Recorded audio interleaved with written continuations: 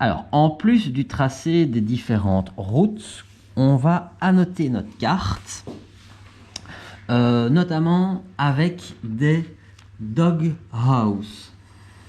Alors, une doghouse, en fait, c'est une case qu'on va dessiner adjacente au leg et qui va contenir les informations essentielles pour que le pilote, juste en lisant sa carte, connaisse le cap à voler, le timing pour le leg, sa minimum safe altitude ainsi que l'altitude désirée.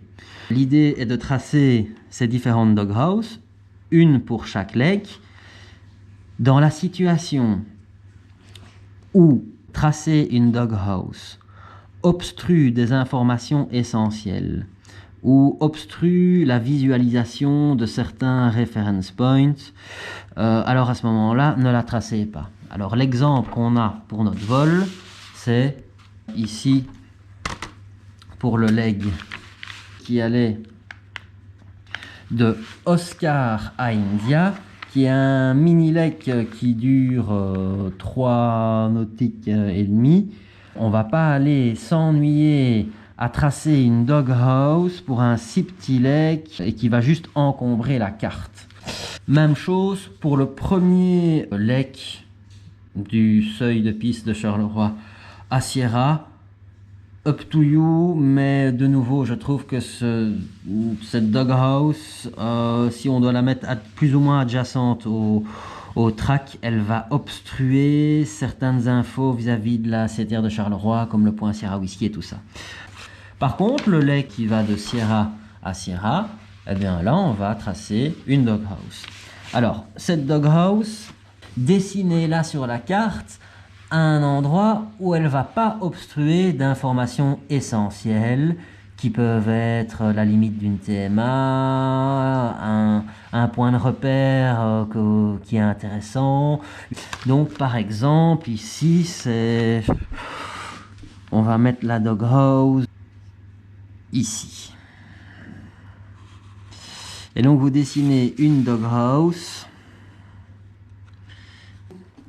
Alors, dans la partie triangulaire, vous notez le numéro du leg, donc c'est le leg numéro 2 dans ce cas-ci. Et ensuite, vous séparez le rectangle en 4 petits rectangles. Dans le rectangle supérieur, vous noterez votre cap à voler pour le leg. Ensuite, votre altitude désirée pour le leg. Dans la troisième case, le timing. Et dans la case du bas, votre minimum safe altitude. Et en fait, cette manière d'écrire cet ordre-là, ça fait heading H, altitude A, T pour timing. Donc ça fait HAT, H-A-T. Et HAT, c'est un bon moyen mémotechnique. Donc voilà une doghouse pour le deuxième leg. Et on refait la même chose pour Sierra de Liège à Oscar. Et voilà. Alors, avec quoi d'autre va-t-on annoter notre carte?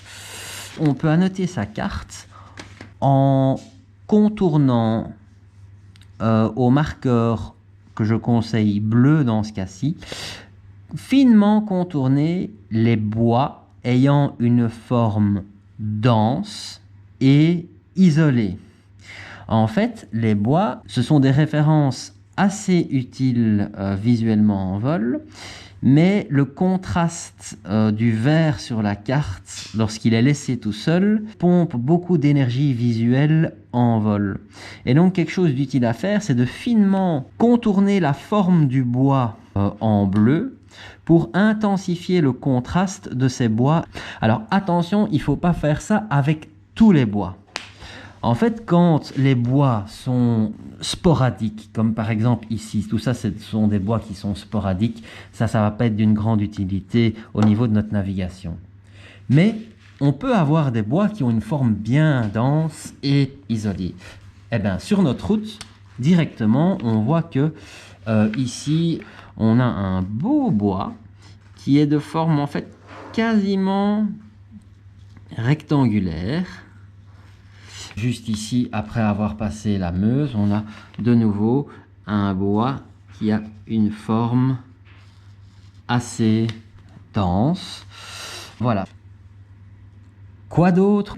C'est de dessiner déjà ces drift lines. Ce sont des lignes qui peuvent être utilisées pour obtenir, par calcul, un cap correctif dans le cas où on constate une déviation par rapport à la route désirée. Pour dessiner ces drift lines, première chose, de nouveau, si ces drift lines vont surcharger la carte là où on ne veut pas que la carte soit surchargée, surtout ne les dessinez pas. Honnêtement, si on vole souvent à Charleroi, qu'on quitte Charleroi, on peut quand même espérer qu'on ne va pas devoir avoir besoin de drift line et que donc on va savoir aller s'y retrouver pour trouver Sierra. Donc on ne va pas les dessiner et puis ça va surcharger la carte avec déjà la ville et tout ça. Par contre, on va dessiner des drift lines pour ce leg-ci. Alors pour mesurer les drift lines, vous devez bien mettre... j'ai pas pris le protracteur carré ici pour dessiner, j'ai pris Necker Aristo, mais le principe restera le même. Vous mettez le centre de votre protracteur sur le point tournant. Donc les 10 degrés, ils commencent à l'origine à partir du point tournant. Vous mettez 2 points à 10 degrés de part et d'autre du leg. Vous faites la même chose pour l'autre point.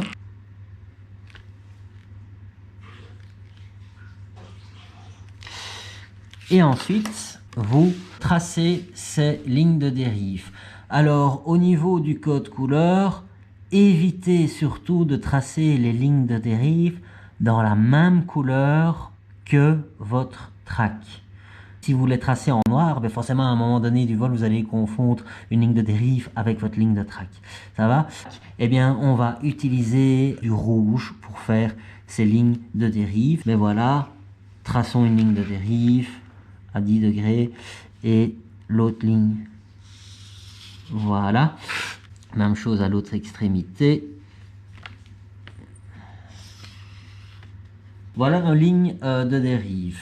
Alors, vous pouvez également en faire pour le leg suivant. Perso, je ne les ferai pas. En fait, pour les legs qui sont courts ou dans une zone où on ne veut pas surcharger la carte, je conseille de ne pas les tracer. Alors, vous pouvez également annoter votre carte avec des rappels. Par exemple, si on faisait un vol vers Saint-Hubert, Saint-Hubert qui est ici plus au sud, eh bien en fait il ne faut pas oublier de monter. Et donc au niveau de la planification verticale, ben, vous pouvez mettre un rappel sur votre carte pour monter donc à votre guise. Je sais pas, par exemple une petite flèche qui monte avec une altitude. En ce qui concerne les changements d'altitude, puisqu'on en parle au niveau de la préparation, lorsque vous devez monter, il faut éviter d'exécuter les montées lorsque vous vous approchez du terrain. Donc par exemple, c'est une parenthèse qu'on ouvre ici, puisque j'aurais dû l'expliquer au moment où on parlait des altitudes, mais j'ai oublié. Mais si on prend l'exemple d'un vol vers Saint-Hubert, Saint-Hubert, on doit le survoler à quelque chose comme 3300 pieds de mémoire. On a visé d'être à 3300 pieds à la verticale de Saint-Hubert. Quand et où est-ce qu'on va monter?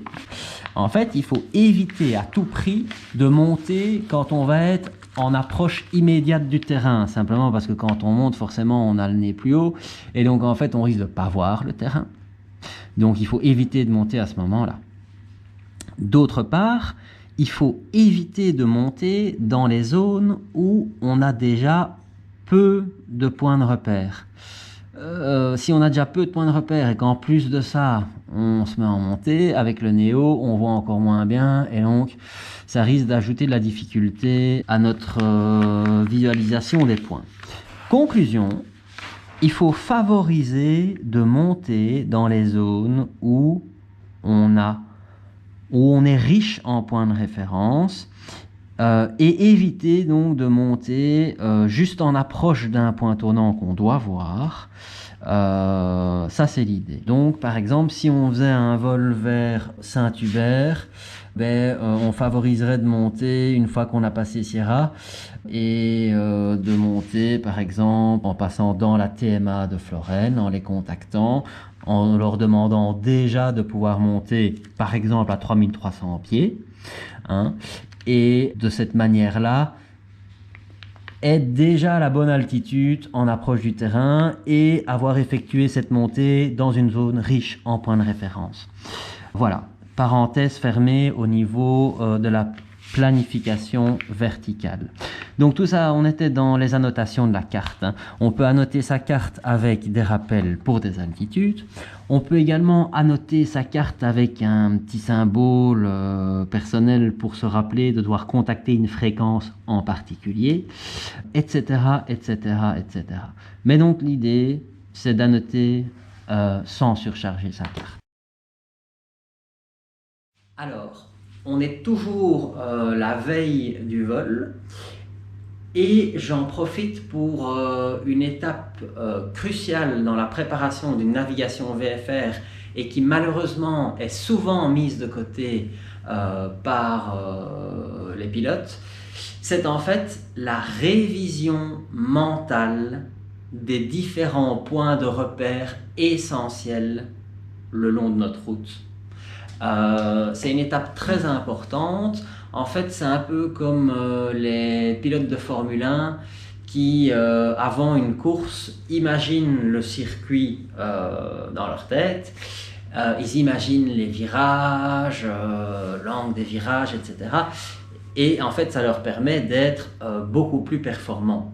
Eh bien, pour un pilote qui fait une navigation VFR, cette révision mentale de la route, en fait, elle va permettre en vol, premièrement, de naviguer de manière beaucoup plus précise, et deuxièmement, avoir fait une révision mentale de la route va diminuer la dépense d'énergie mentale pour voir les points de repère, et va aussi diminuer l'énergie mentale qu'on dépense dans la lecture de cartes.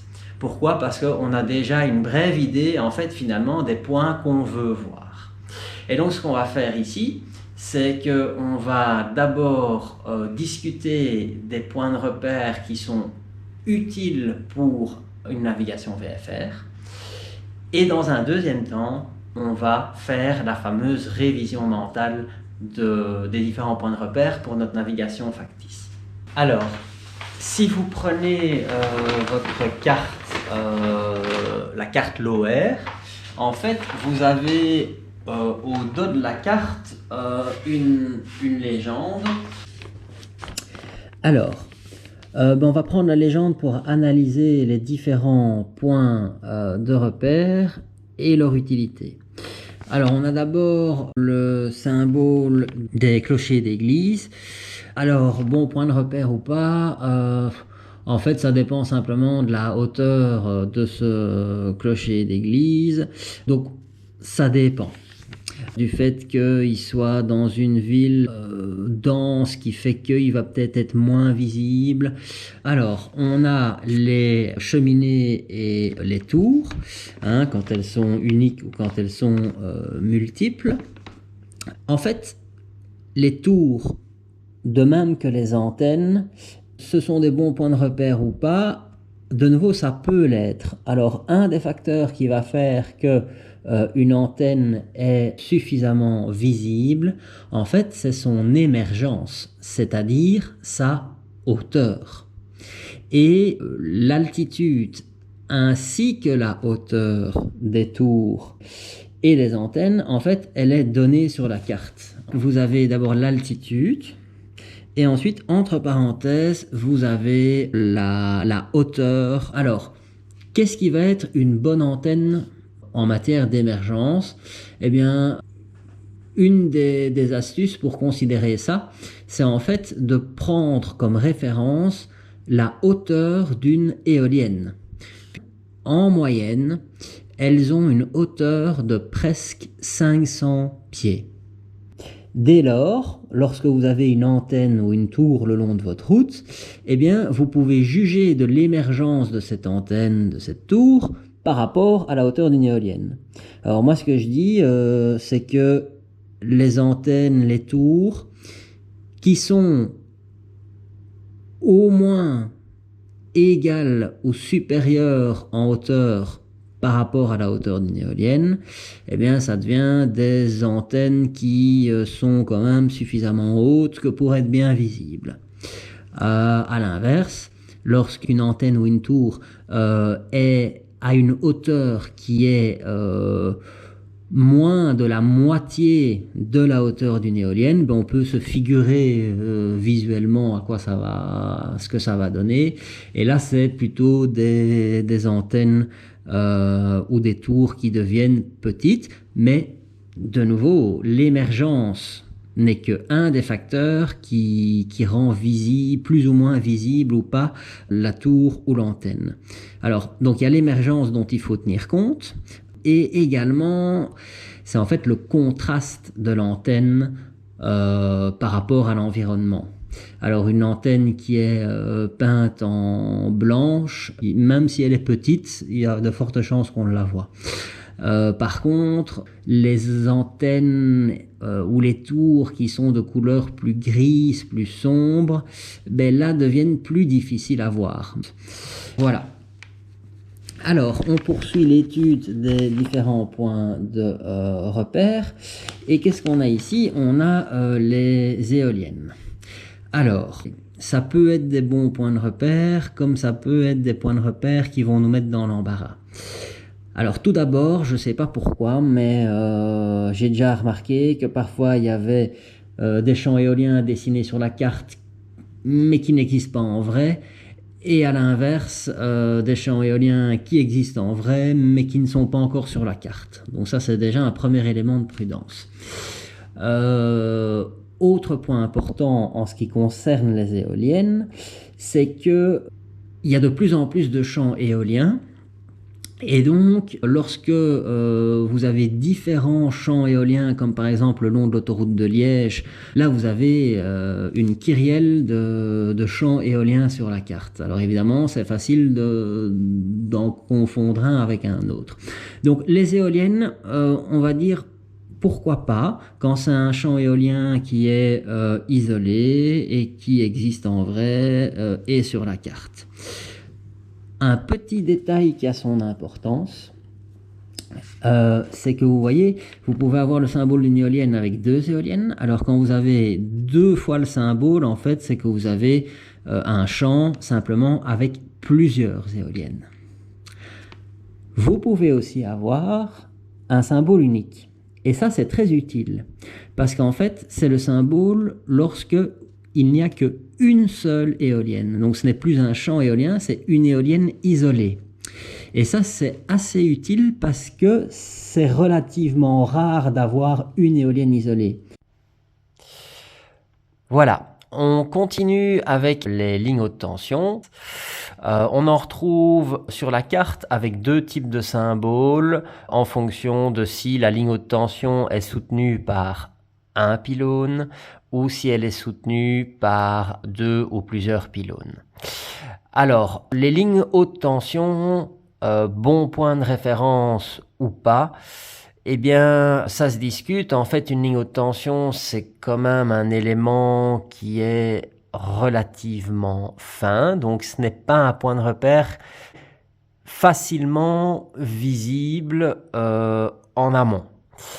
De plus, la couleur des câbles ne contraste pas bien avec l'environnement. Donc, tant mieux si on arrive à confirmer une ligne haute tension avec le timing et que cette ligne haute tension permet de confirmer la position. Un point d'attention maintenant en ce qui concerne la ligne haute tension, c'est qu'en fait, dans le cas des lignes haute tension soutenues par un seul pylône, donc le symbole du dessus, en fait, vous allez retrouver là-dedans des lignes haute tension un peu de toute taille. Donc vous allez à la fois retrouver des lignes haute tension qui sont plus facilement visibles parce qu'elles sont plus grandes, Mais vous allez aussi retrouver parfois des toutes petites lignes haute tension qui sont presque pas visibles. Et donc, il faut faire attention de ne pas prendre les lignes haute tension comme point de repère primaire, puisque en fait sur la carte vous aurez toujours un symbole de ligne haute tension, mais si ça se dit c'est juste une toute petite ligne que vous n'allez peut-être même pas voir lors du vol. Donc voilà, prudence. Alors je continue encore avec un symbole qui en fait est un symbole pour des antennes. Les IRTA, ce sont souvent des antennes qui sont de beaucoup plus grande taille. Voilà. Donc, pour résumer les choses, c'est quoi les entre guillemets bons points de repère? En fait, tous les points de repère peuvent être bons à partir du moment où on est sûr de les discriminer correctement en vol. Mais qu'est-ce qui va être facile? Premièrement, les tours et les cheminées, on en a beaucoup parlé. Là, ça dépend. Voir l'émergence, donc la hauteur de l'obstacle en question. Et aussi, chose qu'on peut difficilement vérifier à l'avance, c'est la couleur de l'antenne et donc son contraste vis-à-vis de l'environnement. Donc, les antennes et les tours, on va dire pourquoi pas. Alors, les éoliennes, de nouveau, pourquoi pas, mais prudence de ne pas confondre deux champs éoliens qui seraient adjacents par rapport à la position de l'avion. Quoi d'autre? Alors, les bois.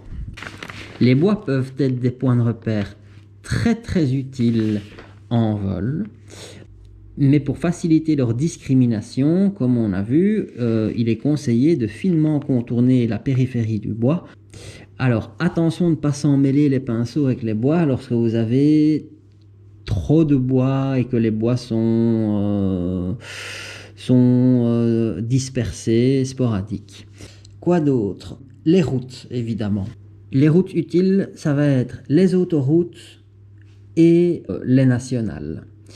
Par exemple, celle qui passe à travers le point Sierra, qui est en fait la nationale 5, eh bien c'est une grosse nationale bien visible. De même que les autoroutes, ce sont des repères assez bien visibles. Les autres routes, les plus petites routes que vous avez en jaune, ce sont soit des petites routes de village ou des nationales qui sont beaucoup plus petites. Alors là, de nouveau, on va dire, pourquoi pas? Si on est sûr d'identifier la bonne route parce qu'on fait une navigation de précision, eh bien, tant mieux, si on sait s'en servir, mais je ne vous conseille pas d'utiliser les routes jaunes comme point de repère primaire. Donc, comme point de repère primaire, on va utiliser les bonnes antennes, les champs éoliens lorsqu'ils sont non confusants avec d'autres, les bois qui ont une forme dense et isolée, les grosses routes, nationales ou autoroutes. Quid maintenant des rivières ou fleuves? Eh bien, tout dépend de la taille du fleuve en question. Par exemple, la Meuse, c'est une très grosse rivière. Hein, donc ça, on ne sait pas la louper. On le sait par culture. Par contre, vous avez des beaucoup plus petits cours d'eau. Par exemple, à ce niveau-ci, sur la carte, après avoir passé Sierra, vous avez ici un cours d'eau. Alors, les petits cours d'eau, de nouveau, tant mieux si vous les voyez, mais je déconseille de prendre ça comme point de repère primaire. C'est-à-dire de partir en vol en se disant, grâce à ce cours d'eau-là, je vais confirmer ma position. Non.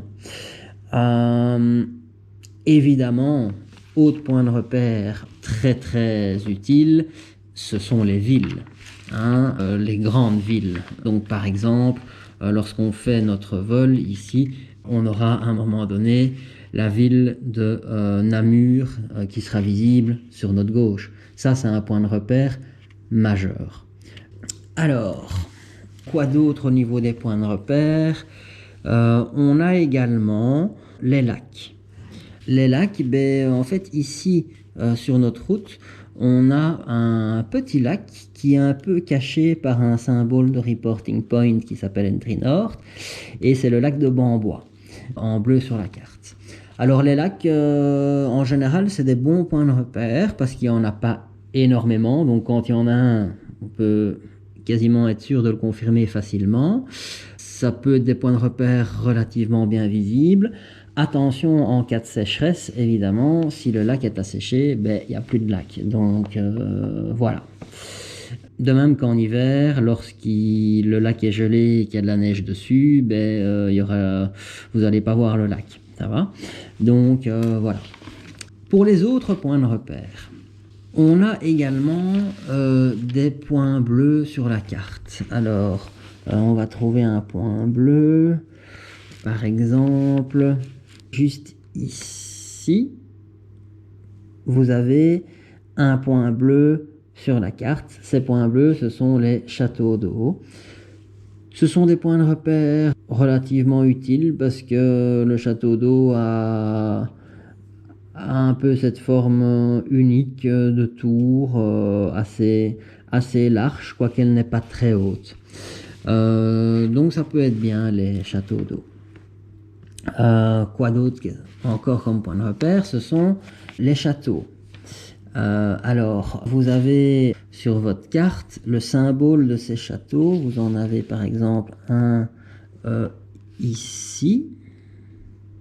Les châteaux, c'est un bon point de repère si le château est bien visible, s'il a peut-être des tours qui le rendent visible, mais je ne me baserai pas sur les châteaux comme point de repère primaire pour se repérer. En fait, les châteaux souvent vont plus être utilisés comme un jeu pour vous faire une navigation de précision. Alors attention avec les châteaux, quand vous devez trouver un château, évidemment, de même que quand vous devez retrouver un point de repère précis, quelque chose de particulier, que ce soit un château ou une abbaye, il est essentiel d'avoir été voir sur Google Earth avant à quoi ressemble le château. Attention avec les châteaux parce que certains châteaux en fait sont classés comme châteaux mais ne ressemblent pas à ce qu'on peut imaginer comme étant un château. D'ailleurs, si je ne dis pas de bêtises, le code couleur des châteaux est déjà un signe, c'est-à-dire que vous avez des châteaux qui sont en noir plein, tandis que vous avez des châteaux qui sont de ton un peu plus léger, grisé.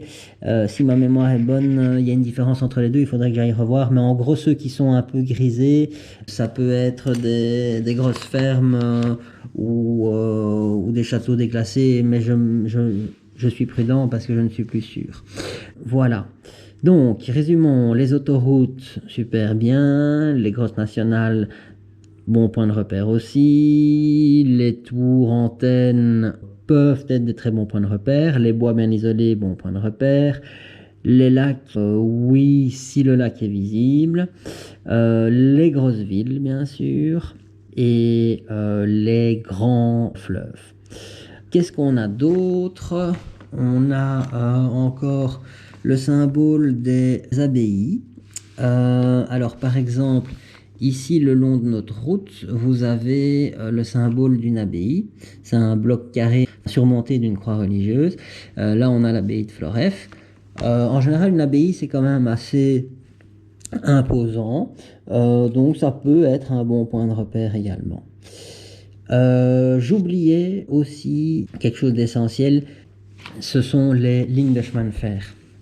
En fait, les lignes de chemin de fer qui sont en noir sur la carte. Alors les lignes de chemin de fer, en général, c'est des bons points de repère, assez bien visibles, mais faites attention parce qu'une ligne de chemin de fer, c'est relativement fin. Et donc, lorsque une ligne de chemin de fer passe à travers un bois, il y a de fortes chances qu'elle soit cachée. C'est le cas par exemple du côté de Florennes, où vous avez en fait une ligne de chemin de fer qui est le long de la Lesse et qui en fait est quasiment tout de long dans une région boisée. Donc vous risquez de ne pas la repérer. Donc les lignes de chemin de fer, oui, lorsqu'elles sont visibles. Autre point de repère c'est au niveau des autoroutes. Vous pouvez avoir le long de l'autoroute une partie qui est grisée. Par exemple, juste ici, c'est le symbole d'un viaduc ou d'un pont. Alors ce symbole-là, il est assez utile parce que qui dit pont ou viaduc dit en général vallée, une vallée au niveau du relief. Et donc, ils peuvent en tout cas être des points de repère utiles. Encore un autre point de repère qu'on n'a pas étudié, c'est, vous avez ici tout notre trajet qui va vers Sierra. Au nord-ouest, nord-ouest de la ville d'Andenne et au niveau nord de la Meuse, vous avez le symbole un peu communiste du marteau avec une pioche. Ça, c'est le symbole d'une carrière. Alors les carrières, c'est en général des points relativement grands, relativement faciles à voir. Donc c'est plutôt, je vais dire, un bon point de repère. Voilà, voilà. Pour le reste, vous avez sur votre carte également des symboles. Par exemple ici, un petit M qui est entouré pour Motor Glide. Donc il y a du modélisme à cet endroit-là. Vous avez aussi les symboles pour les ulmodromes, ainsi que pour les héliports. Alors un ulmodrome, il y a par exemple l'ulmodrome de Mayen qui se situe ici à droite de notre route. Vous avez le U entouré, symbole de l'ulmodrome. On est au sud de Namur. En fait, ces points de repère-là, ils sont importants. Il est important qu'ils aient été visualisés avant le vol, simplement pour savoir qu'on survole éventuellement un ulmodrome ou un motorglide, puisque c'est synonyme de risque de collision. Donc il faut quand même garder un œil là-dessus. Et également, il faut savoir que ces ulmodromes sont le long de notre route, simplement parce que même pour un avion, un ulmodrome peut être un très bon terrain pour un précautionary landing. Voilà, je pense qu'on a fait un peu le tour au niveau des points de repère. Dernière chose, oui, le long des autoroutes, vous avez la représentation des échangeurs. Passons maintenant à la fameuse révision mentale de la route et on va prendre comme exemple le grand legs de Sierra à Sierra. Alors une fois qu'on quitte Sierra, on doit savoir d'avance qu'on aura des champs éoliens sur notre droite, ici. De même qu'on doit savoir que un peu plus tard, notre track passera juste au-dessus d'autres champs éoliens. De même qu'on doit savoir à l'avance que notre track va couper de manière quasi perpendiculaire une nationale qui est axée nord-sud.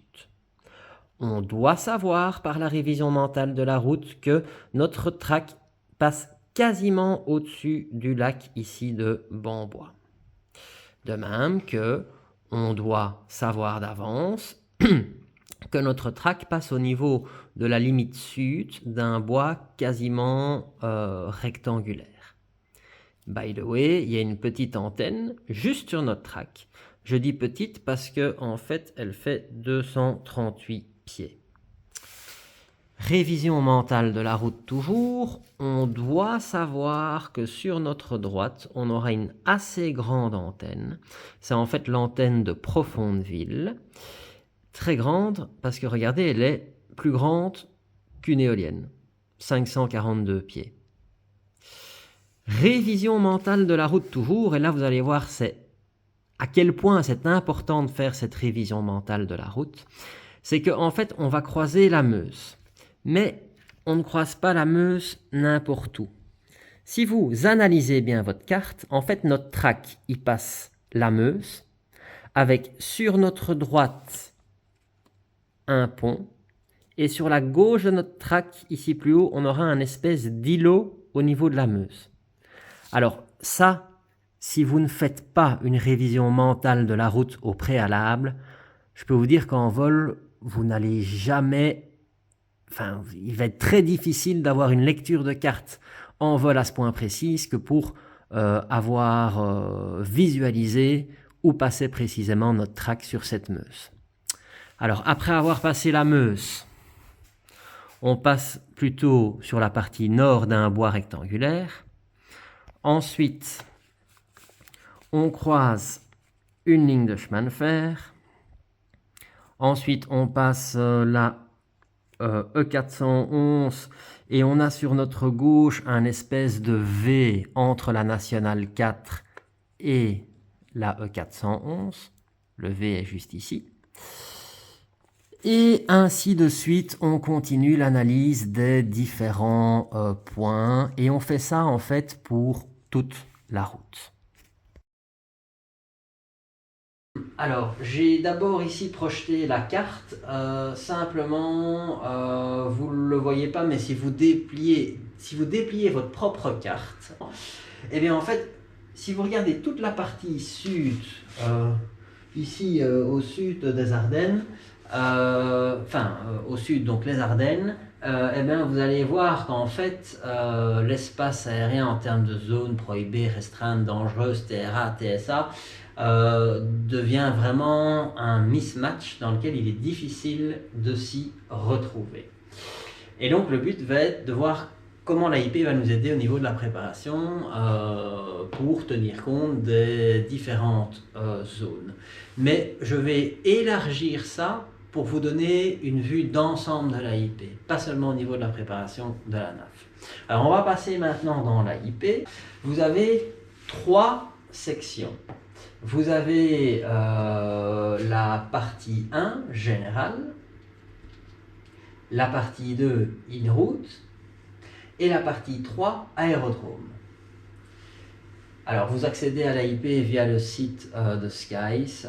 Et donc, AIP, ça veut dire Aeronautical Information Package. Et c'est là que vous allez retrouver différentes informations. Vous allez retrouver beaucoup d'informations pour le pays dans lequel vous voler, dans ce cas-ci la Belgique. Et le but ici va être de dégrossir ce qui est intéressant pour vous, donc un pilote privé VFR. On a tout d'abord la section 1 générale. Et dans cette section, ce qui est intéressant, c'est surtout la partie 2, Gen 2, table et cote. On va l'ouvrir. Qu'est-ce qu'on a? On a notamment le Gen 2.2 qui sont les abréviations utilisées dans l'AIP. Toujours utile. Par exemple, si on va à HX, ça se retrouve dans pas mal d'écrits en aviation. C'est quoi HX? C'est-à-dire qu'il n'y a pas d'horaire spécifique. Donc voilà une partie intéressante, Gen 2.2, ce sont les abréviations. L'autre partie intéressante, c'est le Gen 2.7 Sunrise Sunset. On va cliquer là-dessus. Alors, il faut arrêter de dire que la nuit aéronautique, c'est Sunset, elle commence à Sunset plus 30 et qu'elle se termine à Sunrise moins 30. C'est plus du tout le cas. Tout le monde continue de répéter ça parce qu'on a répété ça pendant des générations. C'est plus du tout vrai. La définition officielle de la nuit aéronautique, c'est que la nuit commence à la fin du twilight civil, donc du crépuscule civil, et elle se termine au début de l'aube civile. Et l'aube civile et le crépuscule durent en moyenne 30 minutes, d'où la fameuse règle Sunset plus 30, Sunrise moins 30, mais c'est une moyenne sur toute l'année. Le crépuscule et l'aube, donc les fameux twilight, morning twilight, evening twilight, ils ne durent pas toujours 30 minutes. Parfois, la nuit aéronautique, elle va commencer à Sunset plus 39. À une autre période de l'année, elle va commencer à Sunset plus 21. Donc il faut arrêter de dire que la nuit c'est Sunset plus 30. Ce n'est pas vrai. Parce qu'en fait, légalement, si vous utilisez la règle Sunset plus 30, eh bien, le jour où vous volez et que la nuit commençait à Sunset plus 21, eh bien, en fait, pendant 9 minutes, vous êtes en vol de nuit sans le savoir si vous n'êtes pas qualifié nuit. Et donc, la table Sunset Sunrise, elle est intéressante quand vous planifiez une navigation, parce que si vous avez un vol en fin de journée, eh bien, il est important de savoir à quel moment tombe la nuit aéronautique. Alors si on prend par exemple le mois de novembre, on peut prendre janvier 25. Janvier 25, là aujourd'hui on est le 19 janvier.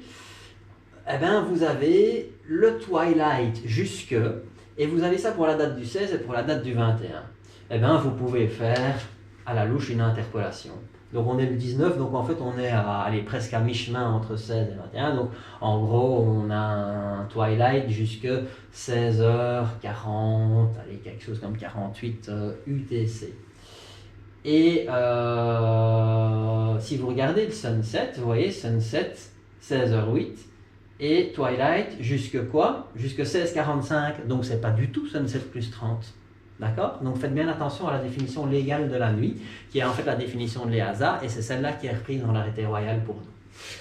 Voilà pour la section générale. Donc il y a deux parties intéressantes, les abréviations et le sunrise-sunset pour planifier de rentrer en vol encore de jour, dans le cas où vous ne seriez pas qualifié de nuit, ou dans le cas où vous ne voulez pas faire un vol de nuit. On va descendre, et on va aller dans la section in route. Alors, dans la section in route, vous avez la partie in route 1, General Rules. Et là, dans le cas d'un pilote VFR, vous avez les Visual Flight Rules qui sont évidemment importantes, qui doivent être connues. Elles doivent être connues, mais en fait, en gros, c'est un peu une bonne partie de votre cours de airlo, avec notamment les distances à maintenir vis-à-vis des nuages en fonction du type d'airspace, la visibilité minimum, etc. Mais donc c'est quelque chose qui reste relativement théorique, que vous êtes censé connaître en temps normal. Donc je vais dire, cette partie-là, d'un point de vue purement de la préparation d'un vol, on va moins l'utiliser. Mais bon, sachez que ça existe, vos Visual Flight Rules, elles sont ici. Quoi d'autre comme section intéressante pour un pilote VFR? C'est la section In Route 1.10, Flight Planning. Alors en fait, Flight Planning, on vous explique comment faire correctement un plan de vol. Alors le mieux, c'est d'avoir un instructeur consciencieux qui prend un quart d'heure pour faire avec vous un premier plan de vol. Si vous êtes laissé home alone, eh bien, il faut aller donc dans Flight Planning, et là on vous explique en détail comment faire un plan de vol. Donc ça a quand même une utilité, puisque dans le plan de vol vous mettez des équipements avec des petites lettres, etc. Tout ça est décrit ici. Alors, c'est là maintenant que ça devient le plus intéressant dans le cadre de la préparation d'une navigation VFR. Souvent au stade de la préparation, j'entends les élèves qui me répondent lorsque je leur demande, tiens, on passe dans cette zone-là, qui est une zone restreinte, ou on passe à forte proximité de telle zone restreinte. Et la plupart du temps, quand on pose la question, pour savoir si le fait de passer dans une zone restreinte pose problème ou non, la réponse dans 90% des cas, c'est « Ah oui, mais il n'y avait pas de NOTAM, donc elle n'est pas active. » Alors, il faut être très prudent, parce qu'en fait, toutes les zones prohibées, restreintes, ne sont pas d'office activées par NOTAM. Et donc, il faut être, c'est un point très important ici, lorsqu'on prépare un vol le jour avant le vol, en fait, il faut aller visualiser dans l'AIP l'horaire qui concerne la zone.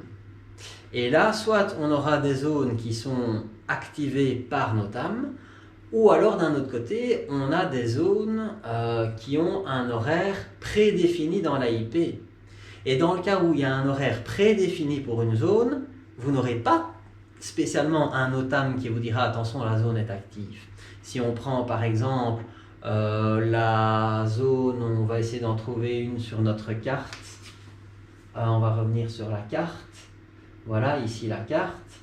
Et donc, prenons par exemple c'est dommage, on n'a pas le château de Ciergnon qui est plus bas, mais par exemple le château de Ciergnon, la restricted 0,2 je pense de tête, eh bien elle est active de manière permanente. On va voir ça plus loin. Par exemple ici, vous voyez c'est un peu éloigné de notre track qui allait vers Sierra, mais on a la restricted 19 par exemple. Eh bien on va aller voir dans l'IP ce qu'ils nous disent au niveau de l'activation de cette zone. On va revenir dans l'IP.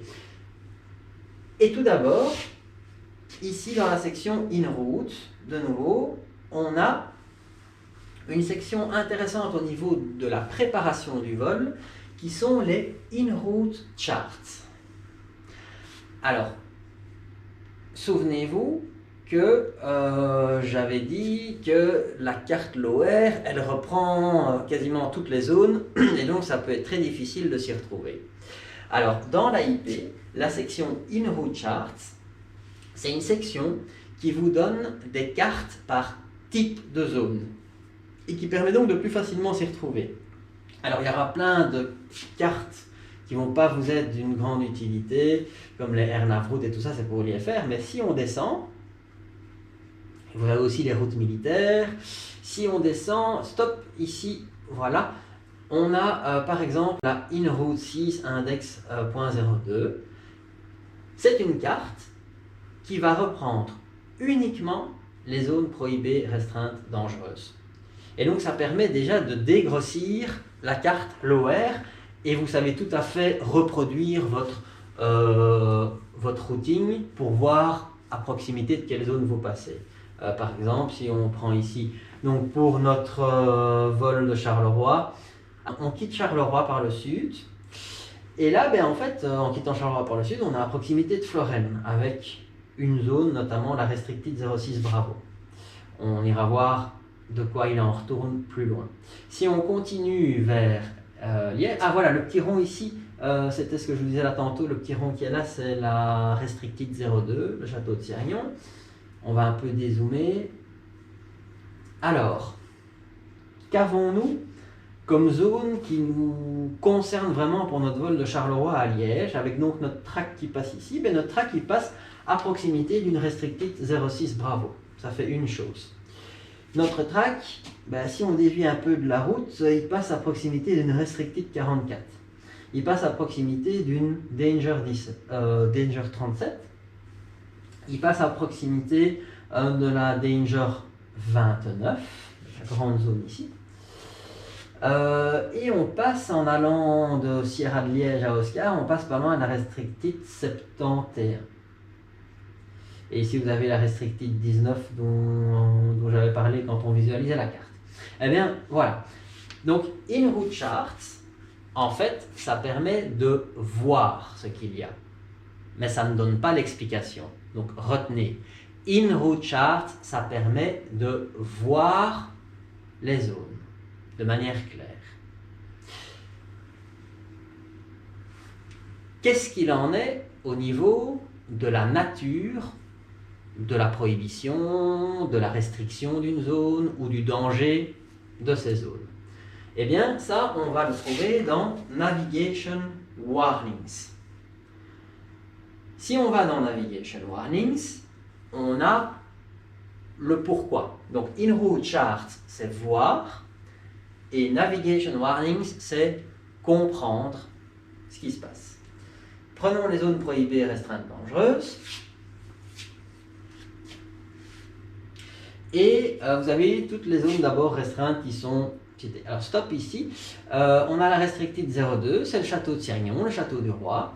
Qu'est-ce qu'on a? Elle va du sol à unlimited et c'est une zone qui est activée de manière permanente. Donc il n'y aura jamais de NOTAM pour vous dire qu'elle est active. Et donc là je profite pour ouvrir une parenthèse importante au niveau de la préparation d'un vol VFR. L'ordre dans lequel on check les zones, c'est de l'AIP et puis les NOTAM. Et pas les NOTAM puis l'AIP. Puisqu'il faut d'abord savoir, en ayant été dans l'AIP, savoir si la zone, justement, est activable ou non par NOTAM. Et ou si elle a un horaire défini. Donc, l'AIP et le jour du vol, on aura nos NOTAM. Alors ici, comme on est le jour avant le vol, eh bien, on fait le travail le jour avant le vol. On avait dit qu'on avait une restricted pour notre vol, une restricted 06 Bravo. Donc on a la description géographique de la zone, les niveaux. Qu'est-ce qu'on nous dit? Que l'entrée dans cette zone, elle est limitée aux avions qui maintiennent une écoute de la tour de Florène. Donc en fait, ce n'est pas une zone dans laquelle on ne peut pas rentrer, mais il y a une condition pour pouvoir y passer. Le temps d'activité, regardez HX, vous vous souvenez, les fameuses abréviations, eh bien, il n'y a pas d'horaire spécifique. Et qu'est-ce qu'on nous dit? Cette zone est activée par NOTAM. Donc en effet, si vous ne voyez pas de NOTAM, c'est que la zone n'est pas active. En fait, cette zone, cette Restricted 06 Bravo, paradoxalement, c'est une zone qui est active lorsque l'aéroport de Florène, au niveau de son ATC, n'est pas actif. C'est une zone qui a pour but d'assurer que lorsque la base aérienne est de QRA, donc Quick Reaction Alert, c'est-à-dire envoyer des F-16 en interception vers un avion, eh bien, quand Florène dort, mais que Florène est désigné comme l'aéroport qui s'occupe du QRA, responsable d'envoyer les F-16, eh bien, cette zone Restricted 06 Bravo est active, de sorte à être sûr que les éventuels avions civils qui passent dans la zone lorsque Florène est fermée soient mis au courant de l'activation du QRA, ce qu'on appelle un Scramble QRA. On va descendre. On avait quoi comme zone? On avait une Restricted 44, Marche-Ovlette, du sol à 1550 pieds au-dessus du niveau de la mer. C'est une zone d'entrée interdite. Et là, on a un horaire. Donc, elle est ouverte du lundi au vendredi, de 7h30 à 16h. Ok. Donc, comme il y a un horaire, et c'est confirmé, il n'y aura pas de NOTAM pour vous dire qu'elle est active. Donc, vous devez le savoir. Si on remonte un petit peu plus haut, on a aussi la fameuse Restricted 19 qui est le camp de marchands Famenne. L'entrée est interdite. Là, vous avez un horaire. Vous avez un horaire, mais ceci dit, vous pouvez quand même avoir un NOTAM dans le cas où cet horaire ne serait pas respecté. Donc en effet, vous avez si la zone est active en dehors de ces horaires, vous aurez un NOTAM. On avait encore comme zone, on avait de mémoire la Restricted 71 près de Oscar. Voilà, ici, Antine, du sol à 2400, Radio Control Model Aircraft, Prohibited to Non-Participating. Si on vole en avion, en général, on n'est pas un avion de modélisme. Et c'est du samedi, dimanche, lors des vacances, du lever du soleil, sunrise au sunset. Lorsqu'il y a des conditions VMC, un pilote VFR, a priori, vole en conditions VMC. Et l'activation est annoncée par NOTAM. Donc là, si on ne voit pas de NOTAM, c'est qu'elle n'est pas active. Voilà, donc in route charts, c'est voir, navigation warnings, c'est comprendre. On profite on va revenir dans les in route charts et on va analyser une autre in route charts qui sont les TRA et TSA. Alors, ce sont des zones militaires, TRA Temporary Restricted Area, TSA Temporary Segregated Area. Et en fait, les Ardennes, c'est vraiment une zone où vous avez plein de TSA, TRA, si bien que ça peut être difficile de s'y retrouver. Donc de nouveau, on a la chance d'avoir ces in-route charts. Alors, beaucoup de ces TSA, TRA, elles commencent à 4500 pieds. Beaucoup, mais attention, pas toutes. Par exemple, vous avez ici, à proximité de Saint-Hubert, vous avez la TSA 34 Alpha et la 34 Bravo, qui sont des TSA qui commencent à partir du sol jusqu'à 4500 pieds. Donc, voilà. Mais donc, en gros, on visualise cette TSA, TRA. Maintenant, on va essayer de comprendre ce qui se passe. Donc, on va aller dans Military Exercise and Training Area. Alors, d'abord, on vous définit ce que c'est qu'une TRA et en gros, on vous dit qu'une TRA, on ne vous dit pas que c'est interdit de la crosser, mais il y aura des restrictions. Une TSA, par contre, c'est comme une zone interdite si vous ne participez pas à l'exercice. Et voilà, et donc vous avez, si on descend, vous avez la description des TRA, TSA. Je me rends compte qu'on a oublié de parler des zones dangereuses parce que pour notre vol de Charleroi à Liège, on avait la fameuse Danger 29. Et donc on va encore aller vérifier ça. Donc on va revenir dans Prohibited Restricted Danger Area. Danger 29, on avait dit. XAR Exercise et Combat Search and Rescue. Et donc voilà le type d'exercice. Il n'y a pas d'horaire spécifique, HX, et alors 2, c'est annoncé par NOTAM. Donc voilà, a priori pas de NOTAM, la zone n'est pas active. Et qu'est-ce qu'on vous dit en fait? C'est quoi la nature du danger? C'est que les vols dans cette zone doivent rester en dehors des espaces contrôlés, prohibés et restreints, ainsi que des TSA conflictuels. Voilà. Donc en gros, on ne nous interdit pas de voler, enfin c'est une zone dangereuse, donc il n'y a pas d'interdiction, mais on a l'explication. Enfin, reprenons pour la section in-route. Donc in-route, au niveau de la préparation d'un vol VFR, ce qui est intéressant c'est in-route charts pour voir, navigation warnings pour comprendre. Et c'est pas tout. Parce que si vous allez dans Air Traffic Service Airspace, là vous avez une description notamment des TMA. Et vous allez voir, vous pouvez trouver des choses très intéressantes dans l'AIP concernant la fréquence à contacter pour une TMA ou par exemple concernant l'horaire d'une TMA. Si on revient sur la carte, ici vous voyez, vous avez Liège TMA 3.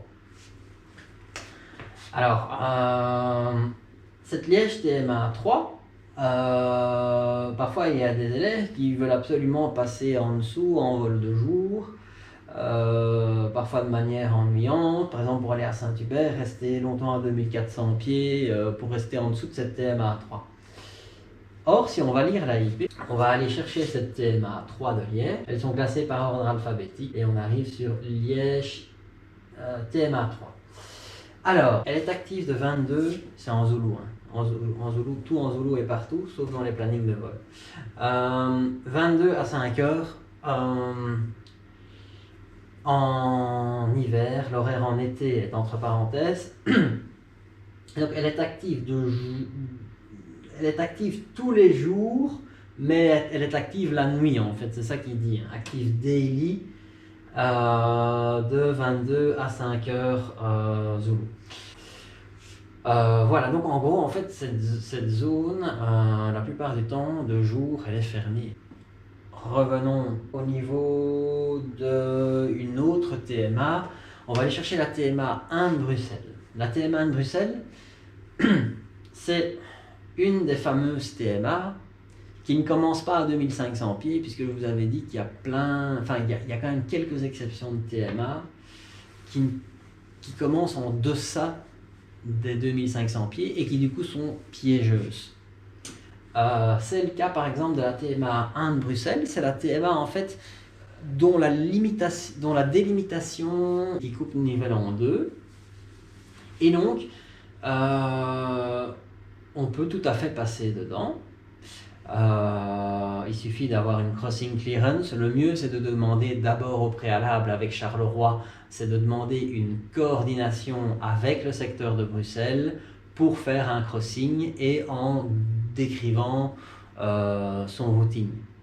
Ça c'est le mieux à faire pour pas que le contrôleur de Bruxelles soit surpris qu'un petit avion VFR crosse la TMA 1. Mais en général, ça peut très bien se passer s'ils n'ont pas trop de trafic, et ça se passe encore mieux quand on demande une coordination au préalable. Donc cette coordination, vous pouvez la demander sur la fréquence de Charleroi quand il n'y a pas trop de monde qui parle, ou au mieux avant votre vol, passer un coup de fil à la tour pour leur demander de faire cette coordination. Bref, l'important c'est que c'est pas parce qu'on vole VFR qu'il faut éviter à tout prix toutes les zones contrôlées. Que du contraire, il faut se forcer à crosser les zones contrôlées. Il y a pas mal d'avantages à voler en contrôlé. Le service est meilleur. On a le QNH local de la zone. On a parfois des meilleurs renseignements au niveau des activités éventuelles à proximité de la zone, etc. Alors, par exemple, si on fait un vol vers le nord et qu'on décide de crosser la TMA 1 de Bruxelles, eh bien, si on va lire dans la IP, qu'est-ce qu'on voit? C'est que les avions qui rentrent dans la TMA 1 de Bruxelles en dessous du niveau 65 doivent contacter Brussels Departure. Et donc, ici, on a Brussels Departure, et si on veut la fréquence, on n'a qu'à cliquer sur BBR Aerodrome 218. Et voilà, Brussels Departure 126.630. Donc, en résumé, cette section in-route, ce qui est important, c'est in-route charts pour voir, navigation warnings pour comprendre, et air traffic service airspace, quand on a l'intention de crosser une zone contrôlée, on a pas mal d'informations utiles concernant l'horaire ou la fréquence de la zone. Enfin, troisième partie de l'AIP, c'est la section aérodrome. C'est une section assez utile. Tout d'abord, si on reprend les aérodromes publics, voilà, public aérodrome, si on va à Charleroi, alors, on va descendre pour aller jusqu'aux procédures de vol à vue.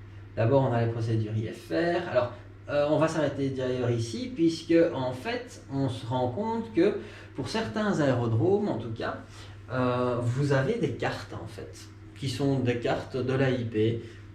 Donc, le jour où vous avez un problème d'accès avec un autre fournisseur de cartes, beaucoup de personnes utilisent la carte Jeppesen, ben vous pouvez vous en sortir parfois avec l'AIP. Par exemple, vous avez la carte d'approche visuelle de Charleroi, qui d'ailleurs est pas mal parce qu'elle est presque plus claire que la carte Jeppesen. On va revenir donc au niveau procédure. Voilà, Flight Procedure, c'est le 2.22. VFR Flight. On vous explique en fait par où on rentre, on sort, à quelle altitude. On vous décrit aussi, ça c'est important, à quoi correspondent les différents points d'entrée et de sortie de la zone. Donc par exemple, notre point Sierra, c'est l'intersection de la Nationale 5 avec la N574. En fait, en gros, c'est le rond-point qui est sur la Nationale à la sortie du bois. On va descendre et voilà, on vous décrit la procédure d'arrivée VFR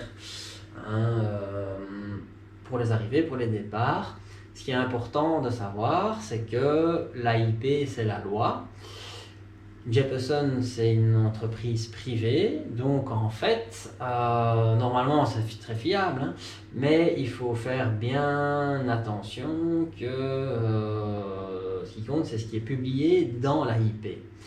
Mais en fait, l'AIP peut être utile quand je vais dire, la carte Jeppesen n'est pas claire ou vous avez un doute sur quelque chose. Alors n'hésitez pas à aller dans l'AIP pour voir c'est quoi votre procédure VFR. On va par exemple aller dans Private Aerodrome, donc les aérodromes privés, mais c'est souvent les petits aérodromes comme Namur et tout ça. On va aller par exemple à Namur, EBNM, Namur, on a le numéro d'aérodrome. En fait, les aérodromes privés sont PPR en Belgique, c'est-à-dire Prior Permission Required. En gros, vous devez avoir l'autorisation au préalable d'y aller. Et à Namur, comment ça se fait? À Namur, ça se fait via un coup de fil avec le numéro que vous avez donc dans l'AIP. Vous avez l'horaire de l'aérodrome. Donc, voilà. Et si on descend, une autre info qui peut être importante, une fois que vous avez votre licence, c'est le type de fuel qu'on donne à la destination.